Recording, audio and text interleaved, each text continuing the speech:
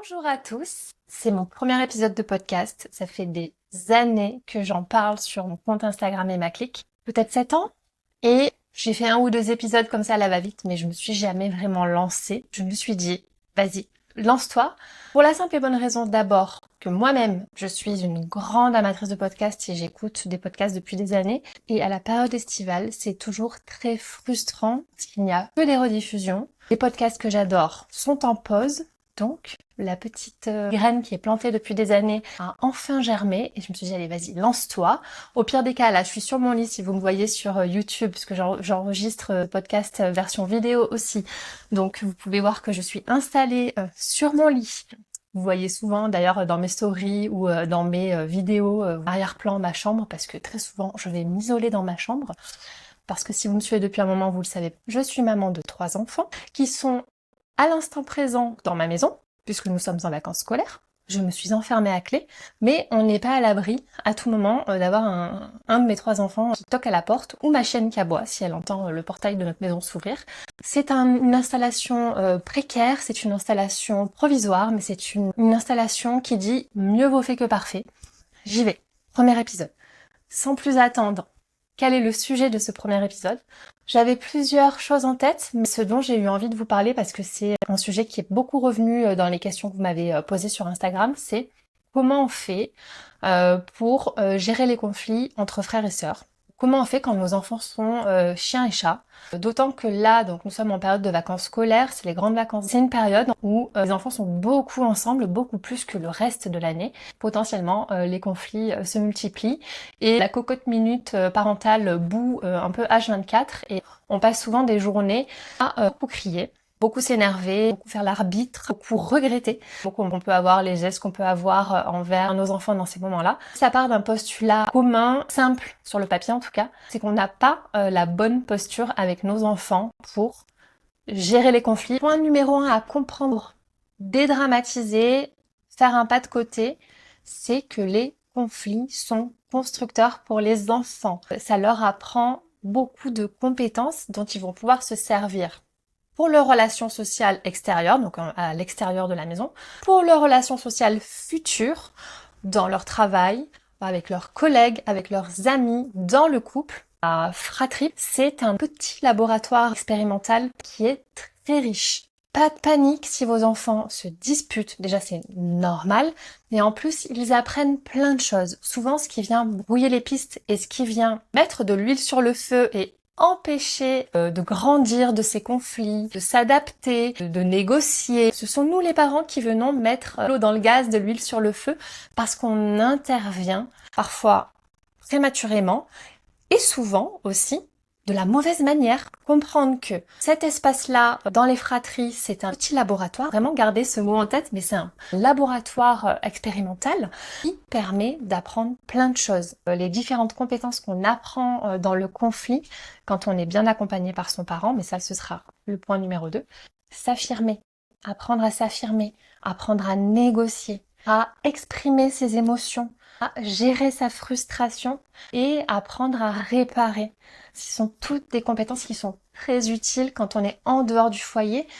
Quand on a la bonne posture en tant que parent, on est vraiment très aidant, très soutenant dans l'apprentissage de ces compétences-là. Deuxième point, du coup, très important, vous allez me dire, oui, ok, tu nous parles de bonne posture à adopter, mais c'est quoi la bonne posture? La bonne posture à adopter, selon moi, c'est vraiment une posture de médiateur. Souvent, on va avoir tendance, sans faire exprès, et aussi parce qu'on va beaucoup reproduire comment on a agi avec nous enfants ou comment on a vu agir avec nos frères et sœurs enfants, on va adopter une posture d'arbitre, de policier. Et ça, c'est une posture typiquement qui met vraiment beaucoup d'huile sur le feu parce que on va, pour l'enfant qui ne se sent pas défendu, qui ne se sent pas en tout cas compris, protégé, développer un sentiment d'injustice. Et là où on a envie d'apaiser la situation, ou en tout cas de trancher pour clore le conflit, on va peut-être sur le coup y parvenir, hein, si on donne raison à un enfant, qu'on isole l'autre enfant, voilà, qu'on essaye d'arrêter le conflit. Sur le coup, peut-être qu'il y aura plus de conflit,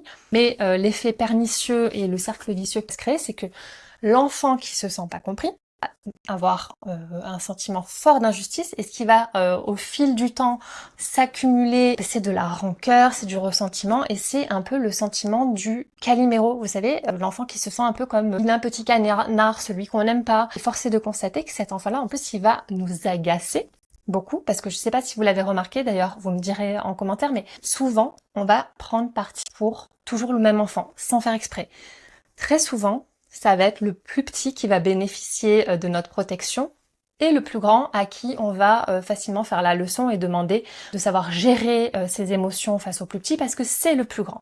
Ça aussi, cette posture, elle est difficile pour le plus grand parce que c'est pas parce qu'il est le plus grand qu'il est grand déjà, parce que parfois dans une fratrie, le plus grand, il a que 2 ans, 3 ans, 4 ans, 5 ans, mais même s'il a 15 ans, c'est pas parce que c'est le plus grand qu'il sait gérer ses émotions, gérer sa frustration. Ça, c'est quelque chose qui s'apprend avec nous, les parents, les figures d'attachement, en étant dans la compréhension de ce qui se passe pour eux, en étant dans la compréhension de leurs besoins et de leurs émotions depuis tout petit. Si le plus grand, même à 15 ans, n'a jamais bénéficié de compréhension de ses parents, reste un enfant en fait frustré en permanence, qui n'a pas développé cette compétence de gestion de ses émotions. Encore une fois, j'aime pas le mot gestion, en tout cas, régulation de ses émotions. Vous verrez que j'emploie plus facilement le mot régulation parce que la gestion, ça, je vois un peu ça comme mettre un couvercle sur la cocotte minute et dire allez hop, c'est géré, je ferme tout ça, je n'y prête plus attention, c'est reculé pour mieux sauter. Est-ce que vous avez remarqué que vous avez tendance à prendre parti toujours pour le même enfant, ou est-ce que vous sentez dans l'observation de ce qui se passe, vous prenez parti pour l'enfant qui semble avoir été blâmé,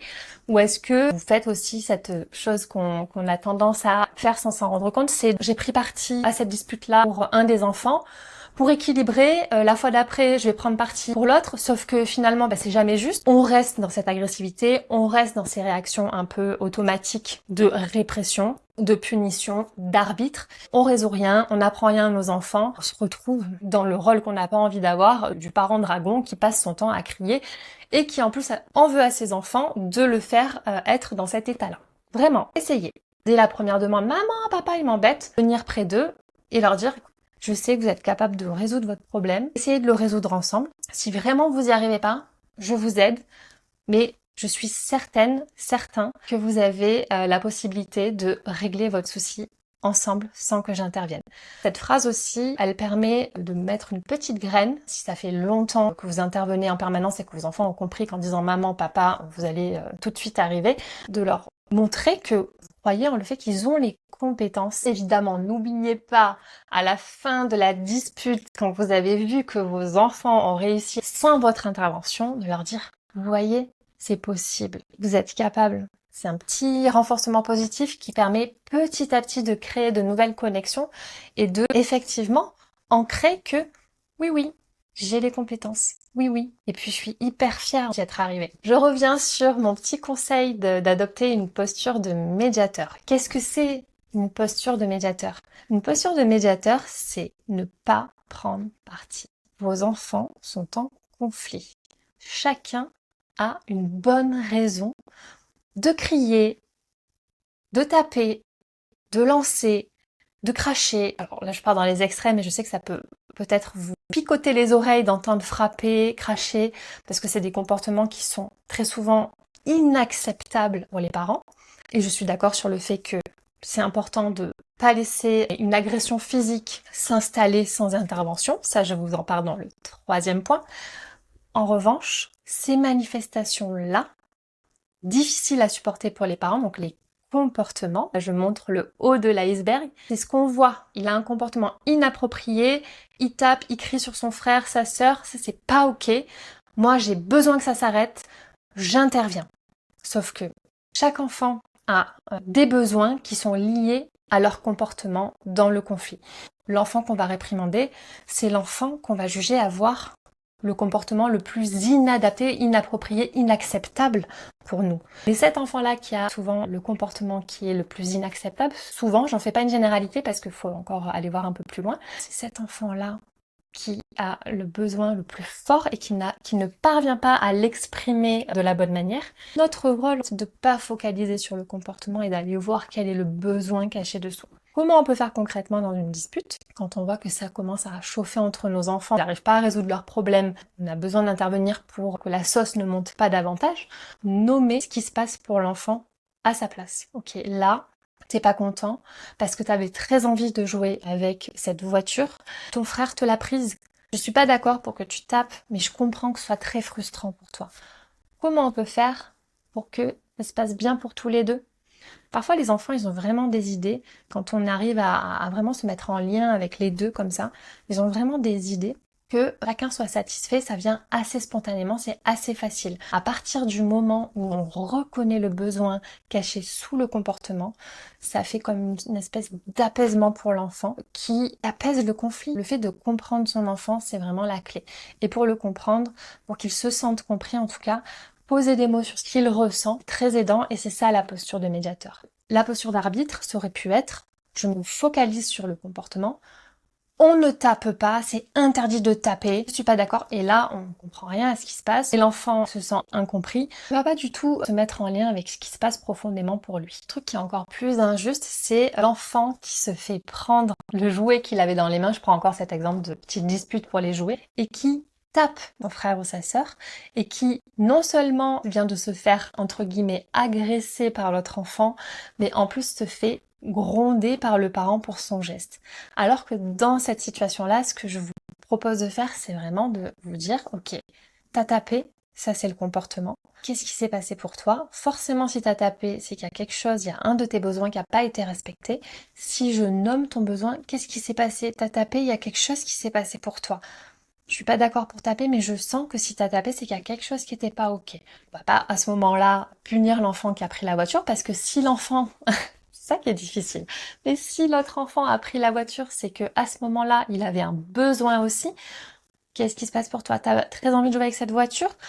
Comment on peut faire? Comment on peut faire pour que chacun puisse se sentir compris dans le besoin qu'il a à ce moment-là? Évidemment, dans les faits, c'est pas forcément facile, surtout parce que on n'a pas été habitué à être compris dans nos besoins, dans nos émotions quand on était enfant. Plus on s'entraîne et comme les résultats sont très rapides à partir du moment où on arrive à faire ce pas de côté régulièrement, vous allez voir que vos enfants vont vraiment énormément s'apaiser et c'est très gratifiant de voir que ça marche assez rapidement avec nos enfants. Ils changent vraiment de comportement entre eux. Est-ce qu'il y aura plus jamais de disputes? Non, on vit pas dans le monde des bisounours, je vais pas vous vendre une utopie. Et d'ailleurs, si on revient au point numéro 1, c'est pas souhaitable. Les conflits, c'est constructeur. Le troisième point dont j'ai un petit peu parlé juste avant sont les comportements dits violents de nos enfants. Frapper, jeter des objets, cracher parfois. J'ai souvent des parents qui me disent mon enfant crache. Pour moi, il y a vraiment une chose à comprendre, c'est d'arriver à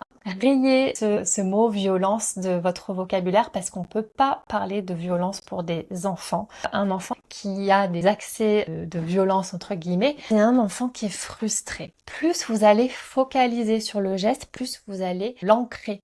Plus vous allez aller voir le besoin caché dessous et évidemment stopper le geste qui est pas ok, mais en allant comprendre ce qui se passe, plus vous allez espacer les moments où il y aura des gestes violents jusqu'à qu'ils ne se produisent plus. Vraiment défocaliser du geste, même s'il vous semble très violent, stopper, c'est pas ok, on tape pas.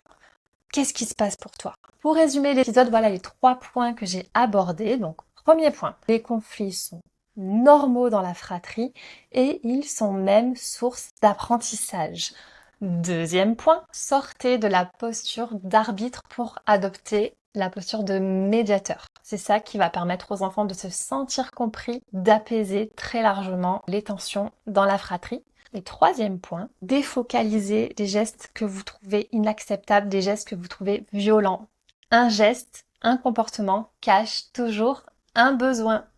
Focalisez-vous sur ce besoin. Voilà, j'espère que ce premier épisode de podcast vous aura plu. Par miracle, j'ai été coupée qu'une seule fois par mes enfants. Il y aura d'autres épisodes, je vous l'ai dit au début, c'est quelque chose que j'ai envie de faire depuis très longtemps et j'ai énormément de choses à vous partager. Je pense que j'ai une liste de 50 sujets déjà préconstruits dont je peux vous parler sur mon podcast. Et voilà, le temps, mon perfectionnisme, je répète souvent, mieux vaut fait que parfait. Et vous le voyez, cet épisode est tout sauf parfait, mais il est fait. Je vous souhaite de bonnes vacances et je pense que je vais continuer à faire des épisodes pendant les vacances parce que j'imagine que ça va beaucoup vous aider. Bon, je vous dis à bientôt et n'hésitez pas à me mettre un petit commentaire, me dire ce que vous avez pensé de l'épisode, à vous abonner pour ne rien rater de tout ce qui va se passer par la suite. Je vous dis à bientôt.